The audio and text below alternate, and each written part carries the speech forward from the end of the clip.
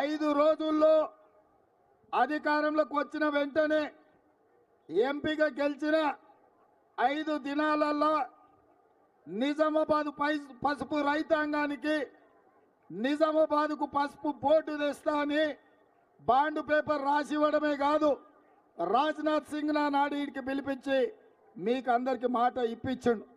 రామ్ మాధవ్ గారిని ఈ ప్రాంతానికి ఆహ్వానించి రామ్ మాధవ్ గారి చేత కూడా మీకు మాట ఇచ్చిండ్రు. మీరు అనుకున్నాడు మావాడే మా బిడ్డనే పసుపు బోర్డు ఇప్పిస్తా అంటున్నాడు కదా, పసుపు రైతాంగాన్ని ఆదుకుంటా అంటున్నాడు కదా, అందుకే కవితను బండకేసి కొట్టి ఈ గుండును పార్లమెంటుకు మీరు పంపించింది. నేను ఇవాళ మా ఆర్మూరు యువకుల్ని నేను అడుగుతున్నా, 5 ఏళ్ళు అయిపోయింది, మోడీ ప్రధానమంత్రి 10 ఏళ్ళు అయిపోయింది, మళ్ళా ప్రధానమంత్రి గారు వచ్చి ఇప్పుడు మళ్ళా గుండును గెలిపించండి నేను మీకు పసుపు బోర్డు ఇస్తా అంటున్నాడు.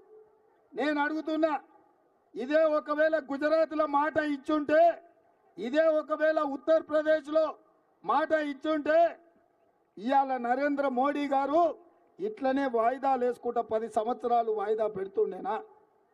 ఇవాళ మన ప్రాంతమన్నా మన రైతులన్నా లెక్కలేని తనం వల్లనే ఎన్నిసార్లైనా వీళ్ళను వంచవచ్చు, మోసం చెయ్యొచ్చు, ఎప్పటికైనా వీళ్ళని నమ్మించి గొంతు కొయ్యొచ్చు అని ఇవాళ నరేంద్ర మోడీ గారు ధర్మపురి అరవింద్ గారు అనుకుంటున్నారు.